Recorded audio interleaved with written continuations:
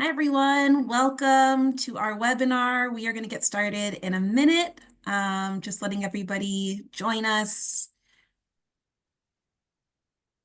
Grab a last cup of coffee or drink of water, settle in. It should be a really great session, and we will get started in about a minute.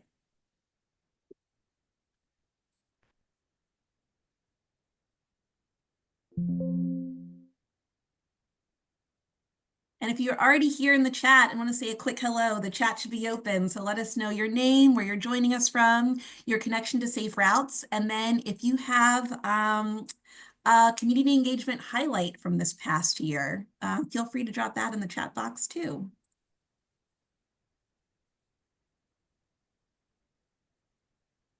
We'll see who will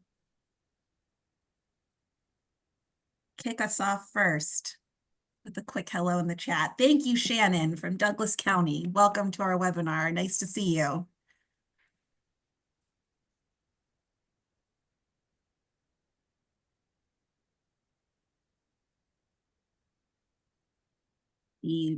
Pat from Memphis, welcome. Brian from Fort Collins, nice to see you. Hi, Hillary, Solving Fun team, great to see you.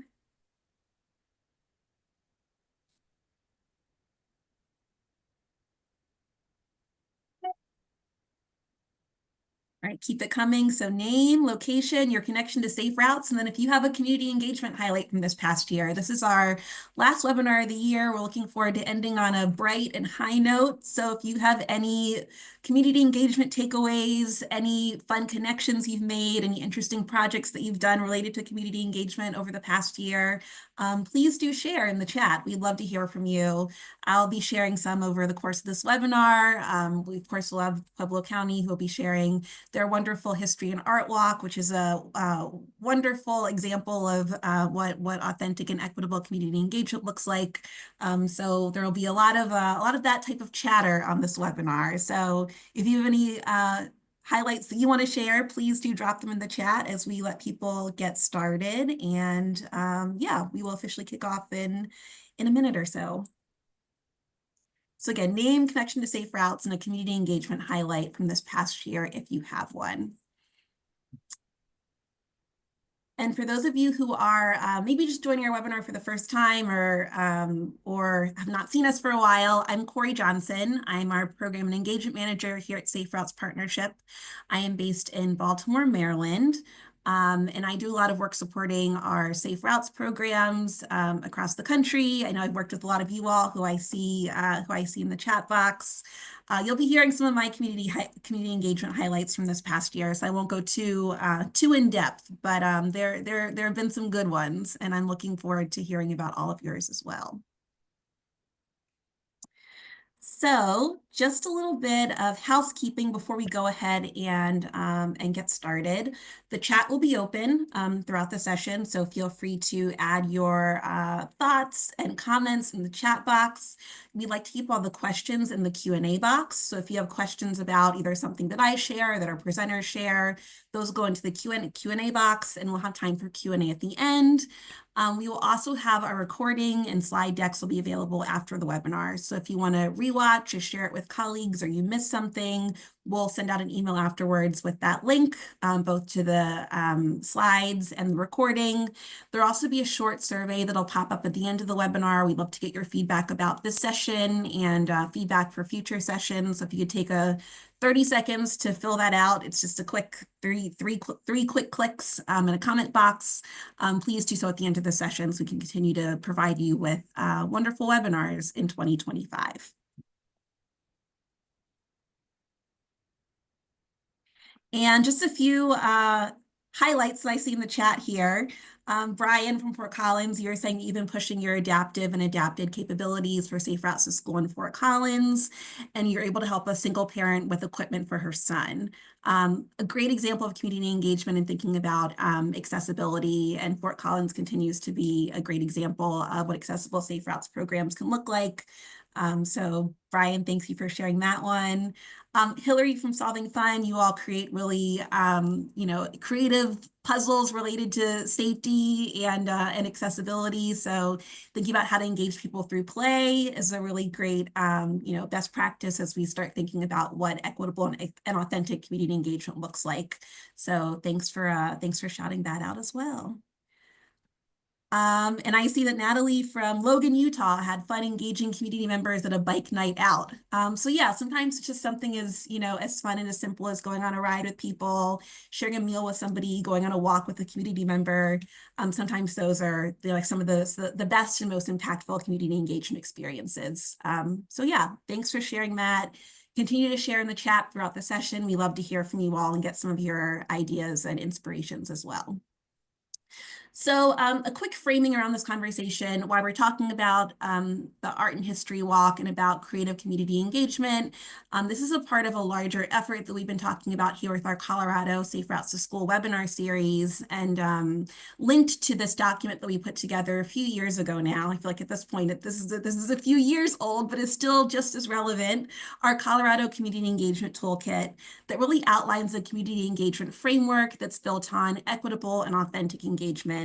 It includes best practices, some guiding questions that'll help lead your engagement in the right direction, features a lot of really great programs in Colorado, and has some links to wonderful tools, worksheets, and additional resources.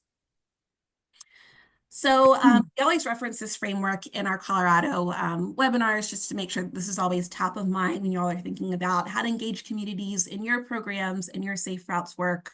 The first step being to kind of reflect on your role as a community partner, research where you're working, so get a sense of who you're working with and where you're working, building up those partnerships with other organizations, planning thoughtful and culturally responsive community engagement experiences, implementing those experiences, and then sustaining the initiative over time. And I feel like this session will kind of incorporate all these different parts of the community engagement framework in some of the examples we'll be showing. So, of course, I think a lot of us are familiar with the 6 E's of Safe Routes to School, with engagement being one of the most important ones. And so when we think about engaging communities in Safe Routes to School, really want to make sure that we're, listening to and responding to students, families, and community members, and having this be, a program we put together in collaboration and not just coming from the top down. So really responding to what people need, what people are asking for, and what people want when it comes to their Safe Routes to School program. And one part of thinking about engagement in Safe Routes to School is using some, creative and fun and playful methods, both to get people to actually participate in the program, but also to help provide opportunities for people to share feedback and share their ideas about what they want or what they need in their community.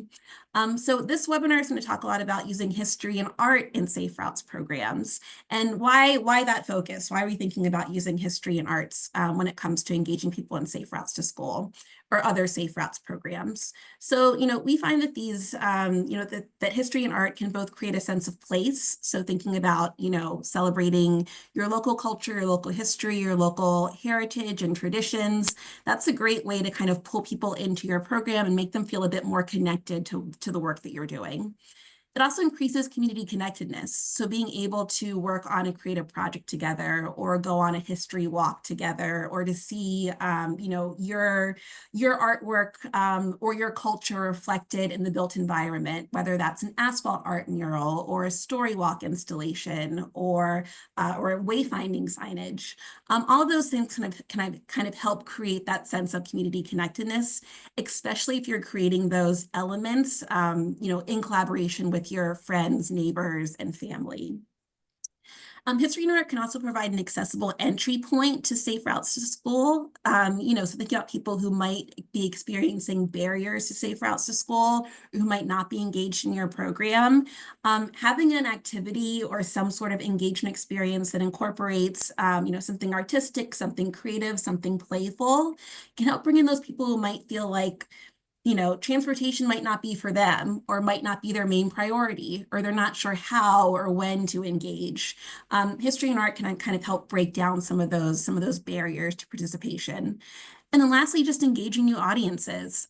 So again, people who might not be participating in your program, are there opportunities for them to join, in an asphalt art project, or in, creating a new walking or biking map? It's a way to kind of bring in those people who might not be connected to your program, but who would love to participate and who have a lot of expertise and knowledge to share with you. So a few examples of some creative engagement projects that we've seen over this past year. Like I mentioned, wayfinding and signage. Great way to kind of weave in art and history into Safe Routes programs. Wall or street murals. We'll talk about a few of those a bit later. Safe Routes maps. I have a really cool example from Minneapolis that I'll show in a moment. This is a story walk installation that I did at a public library in DC, where we created a mini story walk that talks about safe walking, biking, and rolling to your local library. I worked on this in collaboration with a local artist in the DC area. Vision boards, so asking people to think about, what their ideal route to school would look like, what a safe community looks like to them, what a safe biking route looks like to them. Maybe having people do some drawing, around what that vision is for transportation in their community. Artistic crosswalks, we see a lot of those. So it's just a small sampling of, some art in our artistic and creative projects for Safe Routes. I'm sure there are many more. You probably have a lot more. If you have other ideas, please feel free to put them in the chat. These are a few that we've kind of seen emerging over the last year with in Safe Routes to School. So a few examples that I want to, shout out before handing it over to Darina who worked on the Pueblo County History and Art Walk. First one is actually from Fort Collins. So we were just in Fort Collins in October for the Safe Routes to School conference. I was lucky enough to go on the asphalt art walking tour, so I got to see this beautiful asphalt art in person. This is asphalt art that was created at an intersection in Fort Collins. The city received a $25,000 grant from Bloomberg Philanthropies as a part of their asphalt art program. I'll drop the link into the chat a bit later. But Bloomberg Philanthropies funds asphalt art projects, and they're actually, the applications are open now and close in January. So if you are interested in this, definitely get on that opportunity now. So this is a street mural that's also combined with some infrastructure improvements that were aimed at slowing down vehicle speeds, shortening pedestrian crossing distances, and reducing conflicts between vehicles and road users. And so this was designed by a local artist, and that was painted in collaboration with volunteers and community members. There's a really great news clip that it's linked in the slide deck. I won't show it now, but it kind of talks about that process of working with community members to create this artwork, and how it really used a lot of the like local natural elements around Colorado and Fort Collins, and also some of the community's culture and history to influence the actual asphalt art design. So it's kind of like hard to get the whole picture in one screen, but this right here is a picture of the actual asphalt art. So it shows the actual intersection and different pieces of the of the street mural. And again, this was created in collaboration with a local artist, and then also with community members who came out to actually do the actual painting and installation. So that's one idea. We've seen a lot of asphalt art projects kind of gaining popularity over the past few years, and I imagine this will continue, especially as there's more research coming out about the effectiveness of asphalt art as a safety intervention. So it's not just that it looks pretty, but it also really does help, slow down traffic and make our streets safer. The next example, I love this project. I've loved it since I've heard about it. This is, so on the right-hand side, there's a picture of a poster that says, "You can go everywhere." And this is from Minneapolis Safe Routes to School program. So they took original artwork from Minneapolis public school students, and, they asked them to kind of think about, the places in their community that they go to, and incorporated that student art into this wonderful poster that's called You Can Go Everywhere. It's the idea around it being that, that students in in the city feel like this is their city, and that that they can go everywhere and they have access to all these amazing places, and helps them really feel ownership of, of where they're living. So it's actually linked to the city's, walking routes for youth map. So there's both the poster and then also the walking map that goes with it. There's also a QR link to the Minneapolis Public Schools breakfast and lunch menus. So again, like a just nice link between, the walking and biking, the student poster, school meals, and it's also available in multiple languages. So it's available in English, Spanish, Somali, and Hmong. So this is a really great example of using student art to create something that's really beautiful, and it's also really useful with the walking and biking route, having it be available in different languages, and having the student art actually be a part of the of the final product. And I think we're going to drop a link in the chat box in the chat as well. If you want to see the full poster, there's a great overview of the entire project there. I see, Hillary, you put in here, there's so much joy in this poster. Yes, absolutely. It's definitely lovely to look at. Somebody also asked about the Bloomberg grant with the asphalt art, if that is a national grant. And yes, I believe it's available in the US, Canada, and Mexico. So. Next examples. So we just got done celebrating Ruby Bridges Walk to School Day last month. And Ruby Bridges Walk to School Day, it's a great opportunity for communities to celebrate the living legacy of Ruby Bridges, and encourages students to walk and roll to school and make positive changes in their community. And so we were able to offer a few mini grants to communities to do Ruby Bridges Walk to School Day celebrations, and saw some really great and fun and artistic and creative activations for this day, including student posters, skits, music. We saw some cool story walk installations. This picture on the right-hand side here, these are students from Chapel Hill, North Carolina, who are holding up their little Ruby Bridges Walk to School Day banners. But I also wanted to share a few highlights of how a lot of these programs used art to engage their school community and local community in a Walk to School Day event. And just a little pro tip here on the bottom, even though we had Ruby Bridges Walk to School Day last month, you can still celebrate your other local heroes throughout the year. So it's not just one day to celebrate Ruby Bridges, but you might want to celebrate a local hero in your community or in your state as well. So get creative about what this could, what this day could, what these types of events can look like. So this is a story walk installation that students experienced in Kansas City, Kansas. So they took the book, I Am Ruby Bridges, and created a little mini story walk. So as kids were doing their walk to school, they're able to learn about the story of Ruby Bridges. Again, if there are, books about local heroes in your community and you want to create a little story walk like this, that's a great way to kind of incorporate some, literacy and history into your Safe Routes program. We'll be talking a lot more about story walks in an upcoming webinar in February. So if you have questions about that, hang tight. More is coming, but this is a great example from one of the Ruby Bridges Walk to School Day celebrations in Kansas. This is a really creative idea from a Safe Routes School coordinator in Santa Fe. So Santa Fe Public Schools, they did a Ruby Bridges Walk to School Day event, and they created these little picture frames that say, "How will you change the world?" And then had students draw on the cloth using these picture frames to kind of like, keep their drawings contained. So every student got a little frame. Inside the frame, they drew their artwork. And then they ended up having this really nice, banner of students who've created artwork about how they'll change their school community. And so that was a part of, or how they'll change the world. So you can see the little picture frames here at the top with the Sharpies. And then right here at the bottom, there's a picture of on the bottom left, there's a picture of the actual banner with the student artwork. On the top right-hand corner here, there are students who are actually creating their artwork and sharing, about how they're going to change the world.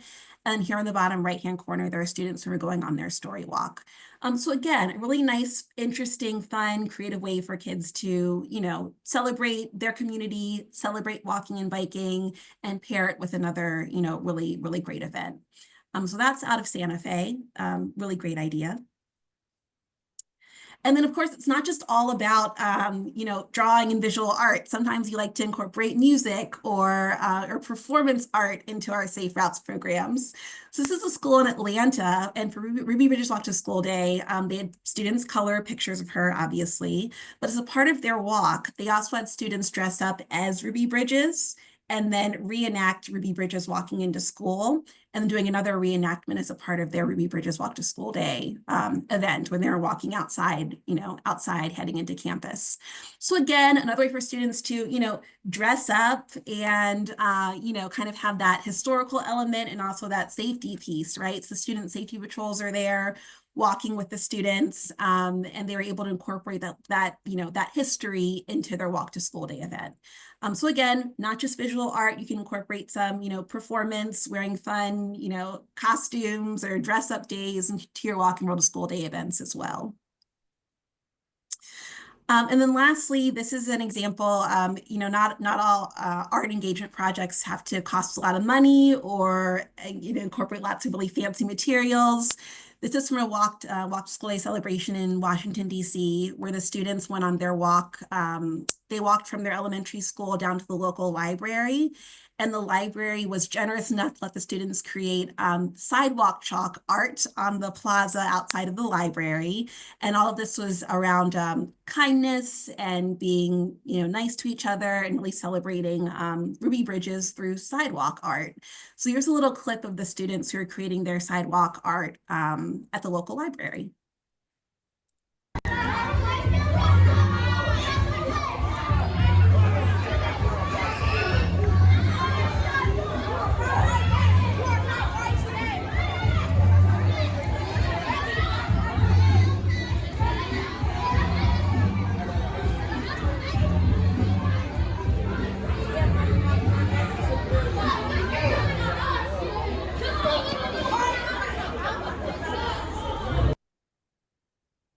So again, it's something, it's sidewalk chalk, so it's not, not fancy materials. There is no design that students were working with, but it's just another way to kind of enhance that walk and roll event. So the students walked to the library, kind of made that sidewalk chalk design, and then, really talked about what walking and biking means to them and what Ruby Bridges meant to them. And this is a great way to incorporate some art and creativity and fun and playfulness into a walk and roll event.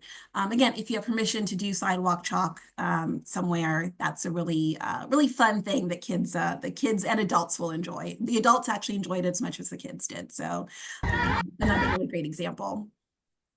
So just kind of wrap this up, we have a lot more examples. I only picked a small handful of what, of what our creative engagement looks like. We also have the question about funding. So how do you fund some of these, creative and artistic activations? I mentioned the Bloomberg Asphalt Art Grant, which is available and open now, open nationwide and due January 31st, 2025. So there's still time to get in an application if you're interested in doing some asphalt art.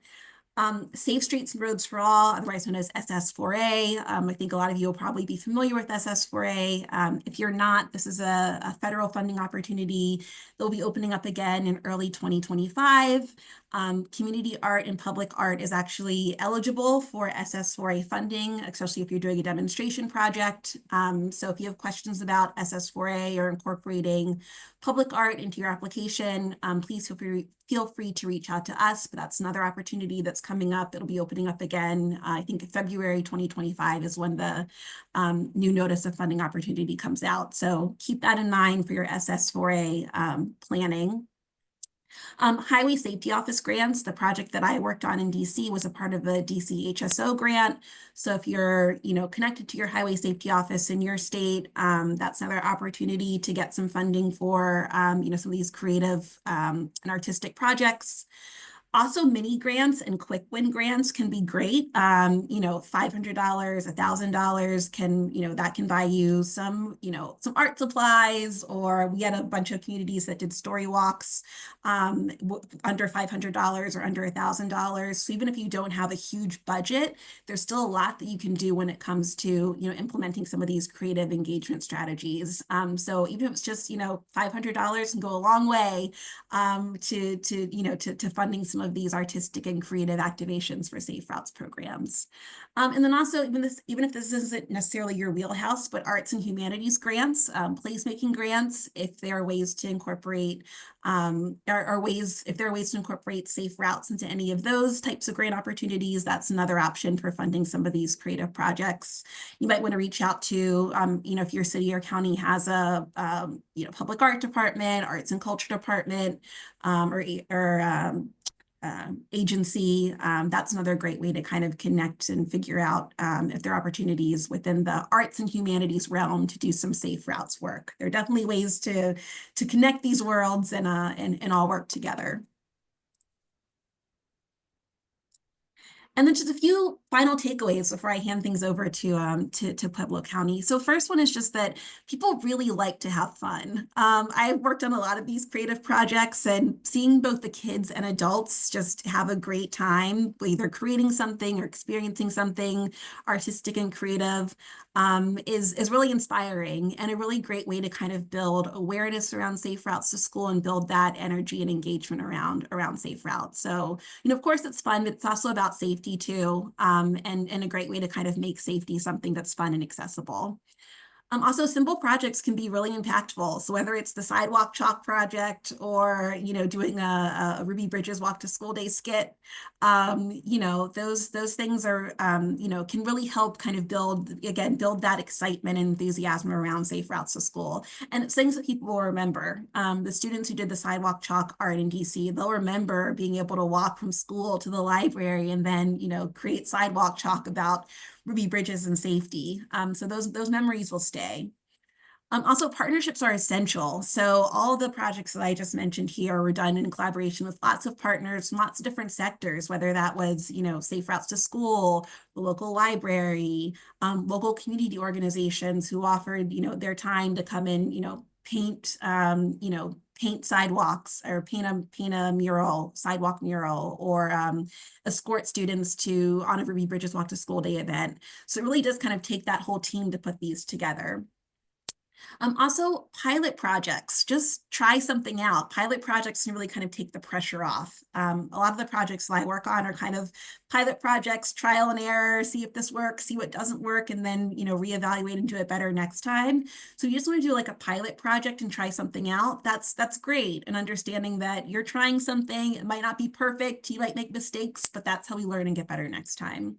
And then lastly, people really like to celebrate their local culture and history. So finding ways to weave in those different cultural elements, whether it's music or a landmark or historical figure or nature, just something that really connects people to that sense of place, is a really powerful way to kind of get people excited and build enthusiasm around your Safe Routes program.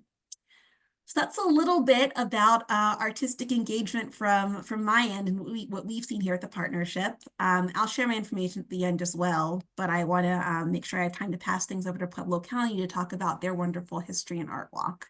So I will stop sharing here and I will invite Dorina Hirschler to come on, and I will get Dorina's presentation up, and then we will keep it moving.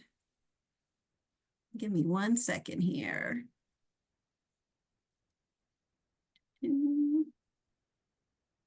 All righty.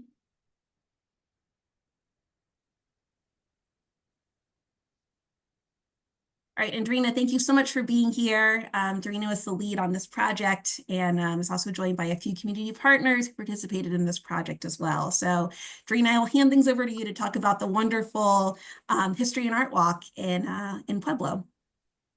Thank you, Corey. I'm really excited to be here to discuss the Pueblo History and Art Walk with you all. I really wanted to start first with some background about the coalition that has been behind this amazing work and really how the Art Walk came to be. And so that coalition is the Bessemer, Beaujon Town, and Grove Improvement Network, which we also call BEGIN. If you go to the next slide, Corey. So BEGIN is a coalition that's really made up of just neighborhood residents and stakeholders that really work on the revitalization of the Bessemer, Beaujon Town, and Grove neighborhoods here in Pueblo. And this coalition works to complete different neighborhood projects that were identified in the Colorado Smelter Revitalization Plan. This plan was actually city adopted. And so through this plan, neighborhood residents, business owners, and organizations, they've really had a chance to have a voice in neighborhood planning and bring change to the community. This is also where we were really able to build strong partnerships with the local public works and city planning departments. They would attend our coalition meetings, and if it really wasn't for them and their buy-in and their partnership, none of the projects that we would have done would have been able to happen without. Next slide, please. So Begin began in 2014 when the Environmental Protection Agency, or the EPA, came in and they designated these 3 neighborhoods as a Superfund site because of the high levels of lead and arsenic that was in the soil and the dust of the homes. This is due to the close proximity these neighborhoods have to the steel mill. And so when the EPA comes in, they kind of do 2 things. They really are responsible for that cleanup and, getting those toxins out, but they also really think about and help brainstorm what the residents really want for their neighborhood, as they live there, and any future plans for revitalization. So for instance, if there's like an empty lot currently, they really want to know if there's future plans for that or what residents would like to see there, because then that changes how they're going to clean it up. So if it's going to become a parking lot and it's going to be capped, they're not going to clean it as in depth as they would if it's going to become a park.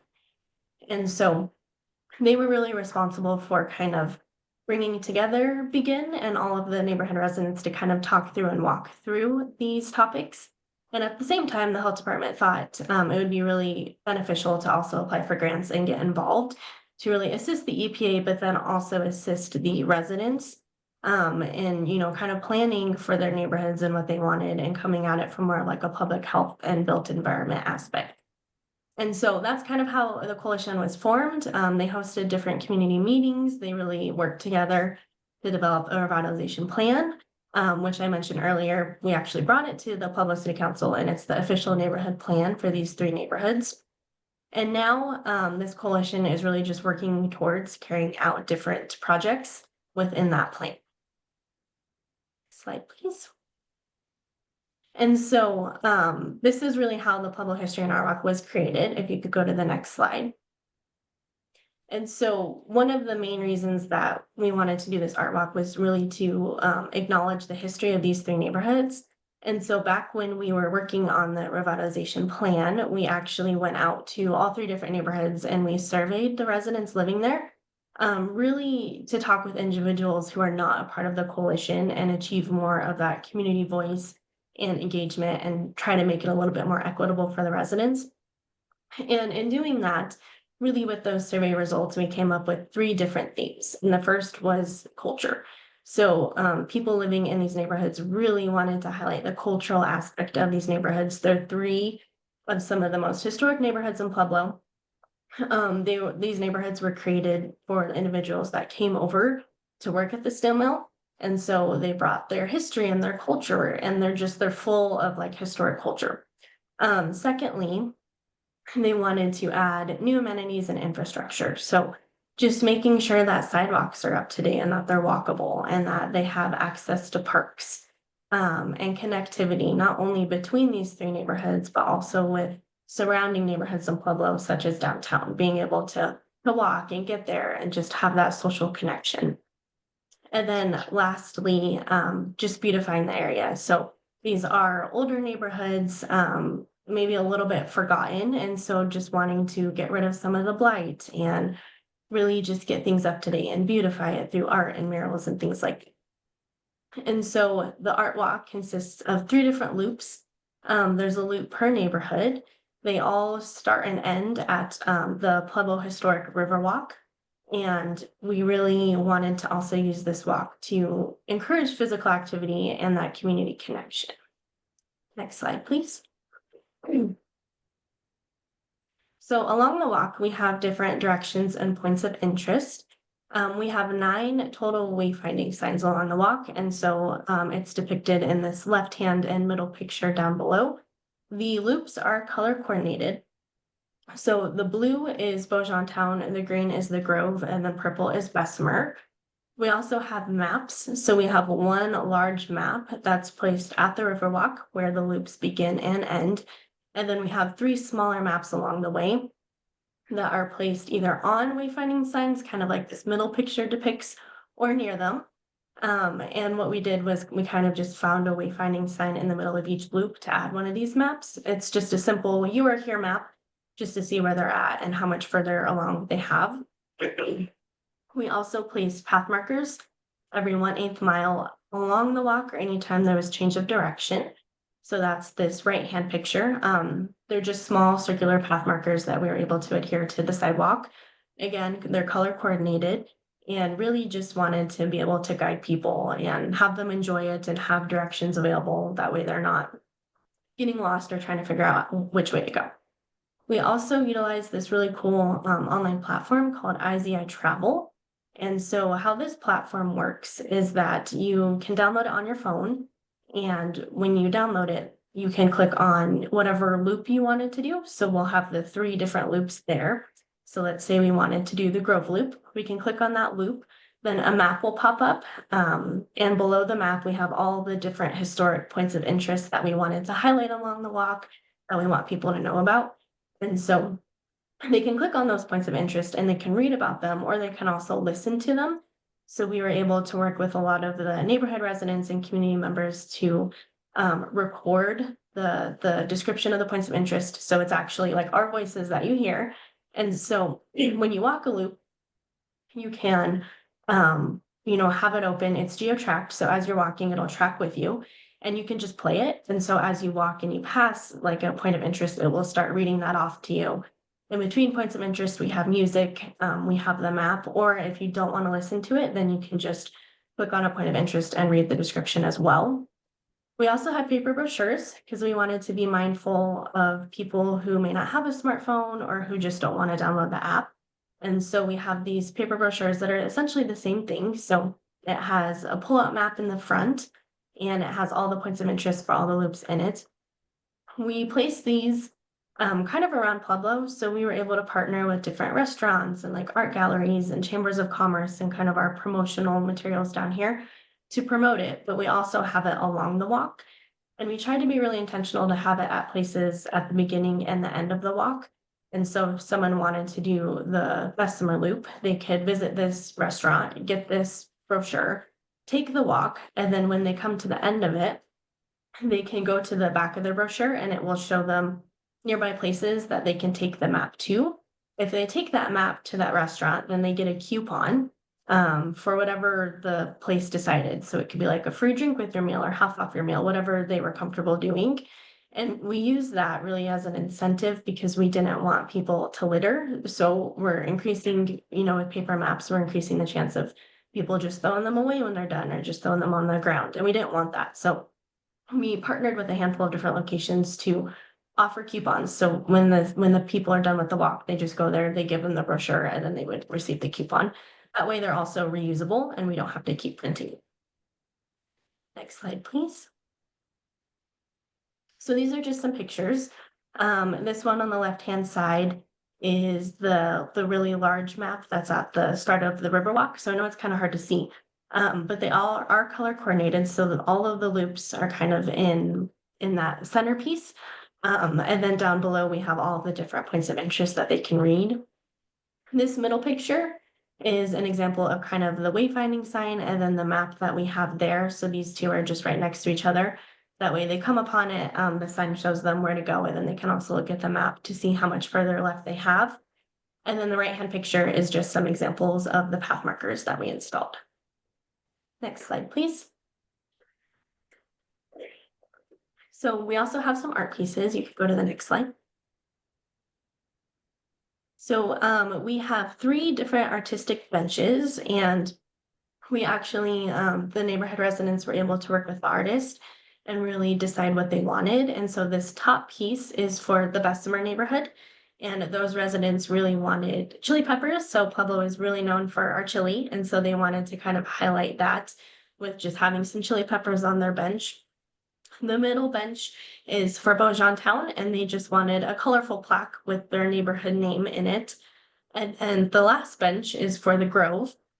And they really wanted to let the artist just have artistic freedom. So they didn't really ask anything of him. They kind of just let him do whatever he wanted. And so he put a butterfly on that bench. Then this top picture, on the right-hand side, this art piece is called Photo Blast, and it's placed at one of the libraries in town that's right along the walk. It's representative of the steel mill, and it's actually pretty interactive. So if I should have included a picture behind it, but if you go behind it, there's different levels of steps, and then you can get your picture taken with this art piece. So that one's pretty cool. It's at the library. It's fun for kids as well. And then this last one down here in the left-hand corner, I wasn't able to capture a picture of it completed, but it is called Pueblo Sails. And so this is the sail, and then it was placed on a larger mast. And it was placed in the Grove neighborhood up on the Arkansas Levee where people walk, and it's visible from like the interstate and all of that. But it just has cutouts of different kind of artistic and cultural aspects of the neighborhoods. And so with these artists, we were really just able to kind of work with them, gave them a stipend for their time, and we were able to partner with the city. So all of these are placed in the city right of way. That way we didn't require the artist to pull out an insurance policy on them. And so they're placed in the city right away. The city has insurance on them for the time being that they're up. And when that time period is up, it's about 2 years that they're installed for. The artist can either work with the city to keep them up or take them back. And the idea was that we would kind of have like a rotating art piece. So when that time is up, let's say the artist wanted to take Photo Blast back, then we would do like another request for quotes and have a new artist put another art piece up for a period of 2 years. Next slide, please. We also did a handful of murals. You can go to the next slide. So we try to do 3 specific murals for the neighborhood. So this top left one is in Beaujon Town, and it's on like a dance recital building. And so the artist kind of made it specific with the dancing for that building. This center one is for the Grove neighborhood, and this is up on the levee. And actually to the left, just out of this picture, is where the Pueblo Sails is installed. And then the middle one down below the Grove is in Bessemer, and it's on a music shop. So the artist just did a bunch of musical instruments and colors. And then the next 2 were some just additional ones that we had funds for and were able to do within the neighborhoods. Next slide, please. We were able to do a really fun kickoff for this art walk when it was finally finished. So if you want to go to the next slide, Corey. We actually had the Latino Chamber come and do a ribbon cutting with us. So all of these people are the residents of Begin that really, made this possible. They're the ones with the ideas and the drive and the commitment to their neighborhoods. And so we did this really fun ribbon cutting for the art walk. We had just different performances. So we had dancers that came throughout the day. We had musicians that came. The bottom picture right under the ribbon cutting, we had different vendors that came, really art walk and history themed vendors, so people could come in and buy things or learn about history. And then this middle picture on the bottom, we actually did 2 guided tours that day. So we did one in the morning and one in the afternoon, where we actually like took people on the tour. We stopped at all the points of interest. We, talked about those historic points. We showed them the artwork, all of that stuff.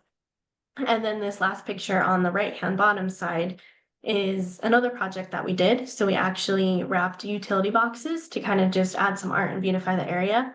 This project was really fun because we partnered with one of the elementary schools in Bessemer, and we had the kids just free for all. They could draw whatever they wanted, any designs that they wanted. We picked a handful of them.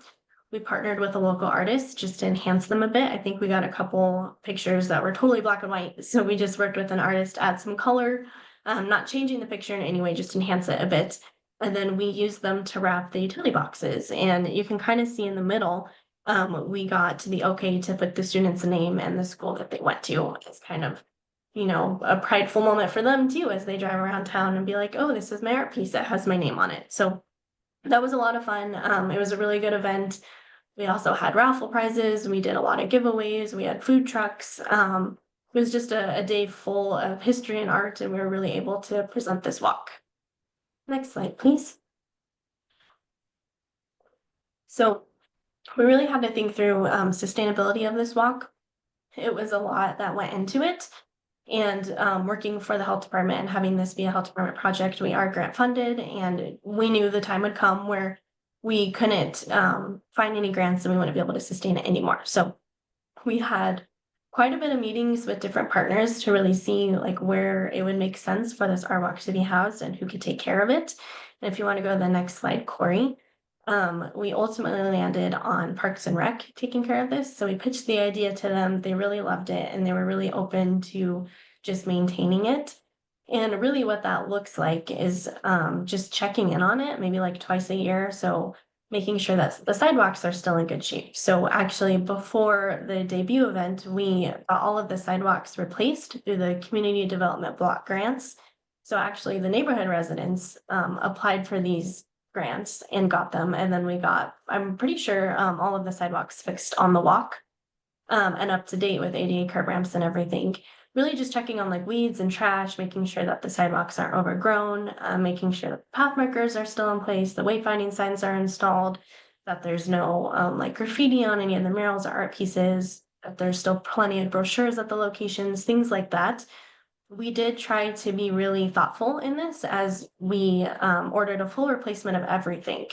So we were able to give Parks and Rec a full replacement of the path markers. We had a replacement of the wayfinding signs, printed a lot of extra brochures and just things like that. So that way they just literally have to check on the walk and then just go replace anything that was needed.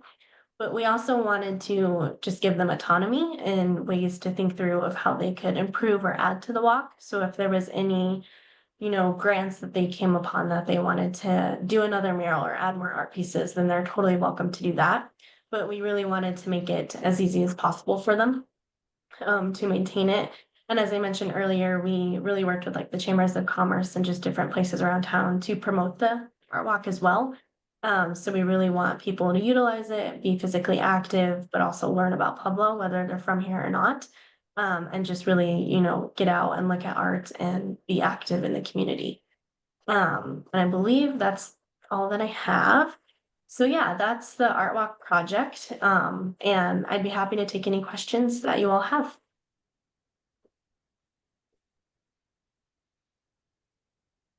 Thanks so much, Trina. It's such an inspiring, inspiring project and a great way to kind of think about, ways to engage community members and artists and be really thoughtful both around the, planning of the project, implementation, and then also, sustaining it beyond, the grant period that you all had it for. So thanks so much. And I know that there are a few people who are from the community who participated in this project too, who are on. So if any of you want to come on, Pam, I know that you're on too, not to put you on the spot, but if you want to, come on and share anything, you're welcome to. We have a bunch of time for Q&A. So if anybody has questions, please do drop your questions in the Q&A box. We want to make sure that we get to everything. I see one question about the asphalt art projects, noting the size of the grant. How is maintenance integrated in that budget and for how long? And what did local government support and involvement look like? So I don't have the specifics on the Fort Collins project, but I can connect you with the team that worked on it there to kind of talk through the specifics of maintaining it and what the actual grant, what the actual budget was compared to what was awarded through Bloomberg. From what I gather from communities who've gotten this grant is that oftentimes sometimes the full grant award does not cover the full installation of the mural art or the asphalt art or the maintenance of it. So thinking about a realistic budget, it often does go beyond what is awarded in the in the actual grant that you're receiving. I assume that'll vary too, and kind of depend on will depend on where the asphalt art project is, the condition of the road, the size of it, weather. I know weather was definitely a factor in Fort Collins, thinking about snow. So there are a lot of factors that that kind of go into it.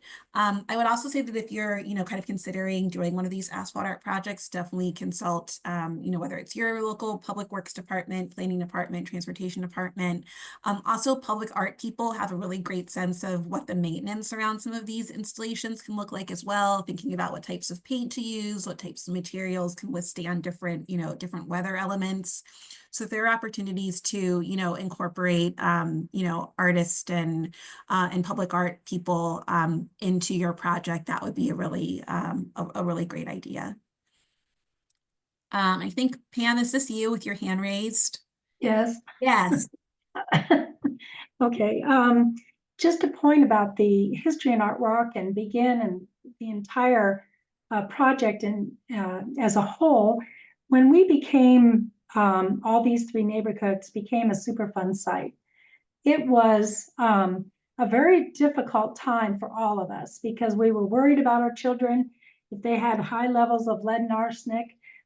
We worried about the adults as well. We worried about what was going to happen to our neighborhoods with the Superfund site coming in and all the work that needed to be done. It was a very difficult time. And I think that what we did as an organization, these as Begin, is we gave all the residents of these three neighborhoods some really positive things that they could see as the Superfund cleanup was going along for their kids and adults. And I think especially the history and art walk, our neighborhoods really went because of the economics involved in being a Superfund site. A lot of our homes became rental properties. And because of that, the kids that were staying in these homes really didn't have any idea of history of our neighborhoods. So these history and art walks, all three loops, I think was so important because it gave the children in these three neighborhoods a sense of home and a sense of well-being and that they were in a great place. And I think it's just been really important and positive thing for us as Superfund sites. So thank you.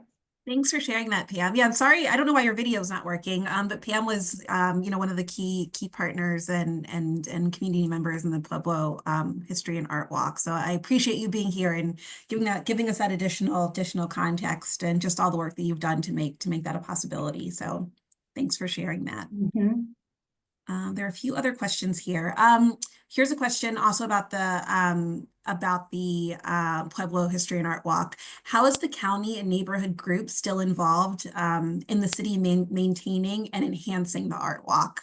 So Dorina, this might be a question for you, or Pam also, if you want to jump in. Yeah, that's a good question. I think right now it's for the neighborhood group, it's mainly just working with Parks and Rec if they need anything. So if they needed help walking the walk to make sure that it's still intact or that, everything's in place, I think that they really help with that. And then if Parks and Rec had any ideas that they wanted to do with the walk, they could, reach out to the residents or vice versa. If the residents have anything that they want to do, they can reach out and work with Parks and Rec. Um, the city really is the one that's like housing the art pieces. So like, as I stated earlier, that they took them under their insurance umbrella. So they're mainly just working with that and have contracts with the artist and maintaining those when those are up, just having those meetings and really bringing in Parks and Rec in that way and really just, keeping it going along that route. And Pam, if you have anything to add.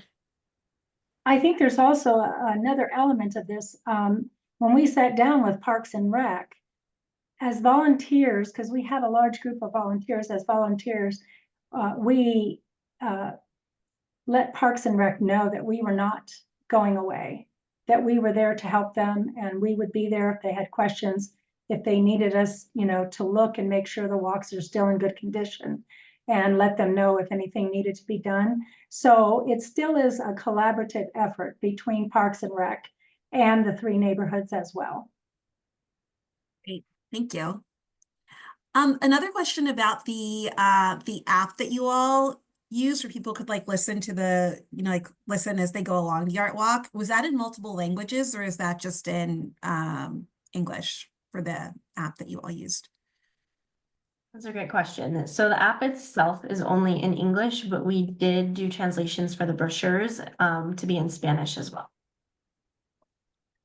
And just one last question before you wrap up. I'm curious what the biggest challenge was and what you think the biggest opportunity is when it comes to the art and history walk. As somebody who's, as people who are part of the planning process, if somebody else is thinking about doing something like this in their community, what would be a potential anticipated challenge and then a potential opportunity? Yeah, that's a good question. I think I have a thought about it. Yeah. It took us a long time to put all this together, as you can imagine. And we had so many wonderful volunteers. And I think the most difficult or scariest part for me, because I had just come back from a road trip and I saw all these beautiful historic sites in New Mexico and southern Colorado. And it made me really think about the sustainability of what we do as neighborhoods. And so that's why it was extremely, extremely important to us to bring. We had, I think, about 15 stakeholders that we had a meeting with about sustainability of the organization itself, as well as the history and art walk. And it was important. And I think to me, this was the biggest challenge, was finding a home for it, because volunteers just in general can't take care of something this large by themselves. And so it needed a city entity. And the fact that Park and Recs rose to the challenge was so comforting, I think, to all of us, because it will sustain itself through their help. So that would be my comment.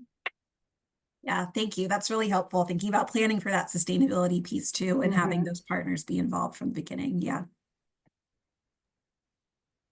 Can I add something? Yeah, this is Katie from the Pueblo County Public Health Department as well.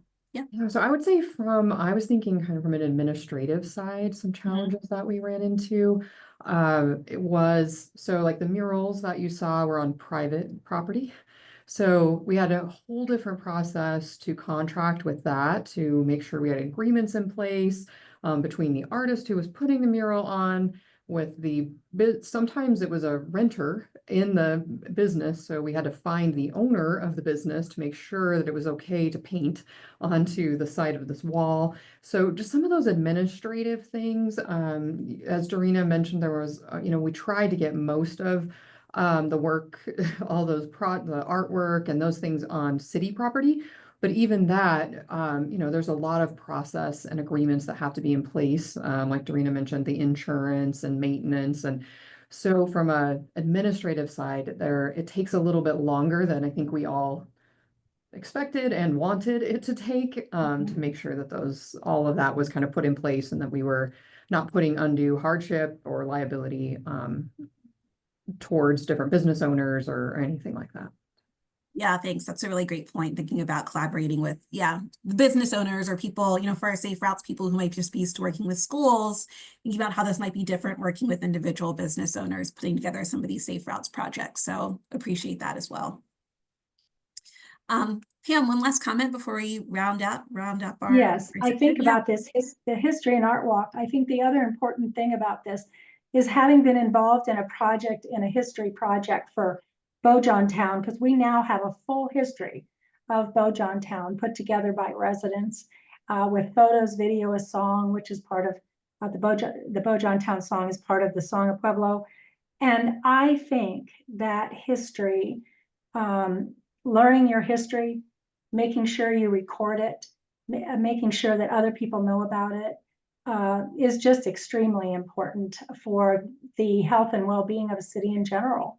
So there you go. Thank you. I feel like that's a beautiful sentiment to send us off and to put a bow on this webinar today.